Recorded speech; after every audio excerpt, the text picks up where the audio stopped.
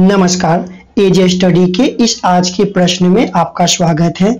आज का प्रश्न है क्लास 10th हिंदी चैप्टर 1 श्रम विभाजन और जाति प्रथा, लेखक भीमराव अंबेडकर द्वारा लिखित। चैप्टर से कुछ लघुत्तरीय महत्वपूर्ण प्रश्न का पार्ट 2। तो चलिए हम इस वीडियो को शुरू कर लेते हैं। आशा करते हैं कि ये वीडियो आपकी तैयारी में, आगामी परीक्षा में बहुत आपको हेल्प करने वाली है। ऑडियो को सुनिए, 2 से 3 बार प्रश्न को सुनिए, आपको ये याद हो जाएगा। तो चलिए, इससे पिछले वीडियो में हम 4 प्रश्न कर चुके थे। आज हम प्रश्न करेंगे इसके आगे का प्रश्न संख्या 5। तो चलिए हम प्रश्न संख्या 5 को लेकर के आए हैं। कहता है कि जाति प्रथा भारत में बेरोजगारी का एक प्रमुख और प्रत्यक्ष कारण कैसे बनी हुई है। आइए इस प्रश्न के उत्तर को देखते हैं।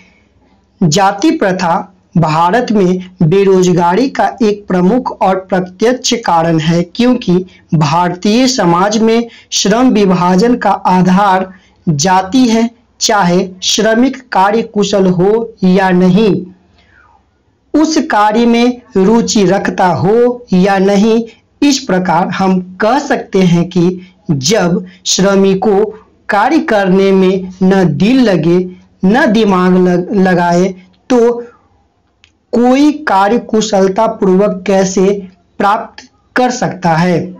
यही कारण है कि भारत में जाति प्रथा बेरोजगारी का प्रत्यक्ष और प्रमुख कारण बना हुआ है। अगले प्रश्न की हम बात कर लेते हैं।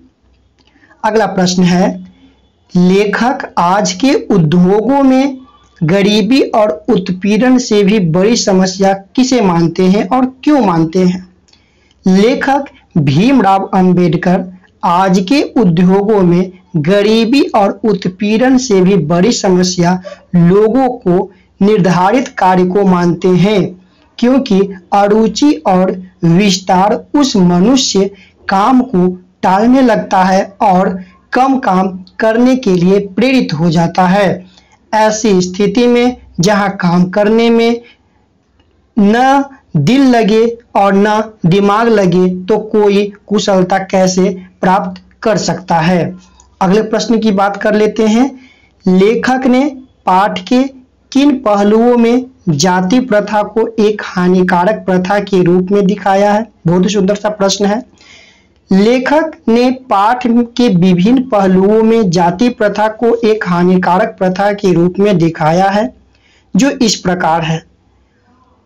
अस्वाभाविक श्रम विभाजन, बढ़ती बेरोजगारी, अरुचि और विस्तार में श्रम का चुनाव, व्यवस्था में श्रम का चुनाव, गतिशील एवं आदर्श समाज तथा वास्तविक लोकतंत्र का स्वरूप आदि।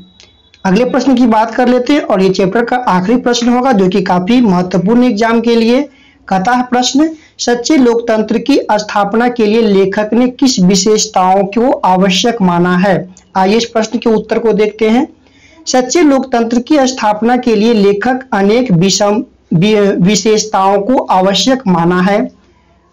बहुविधि हितों में सबका भाग समान होना चाहिए। सबको उनकी रक्षा के प्रति सजग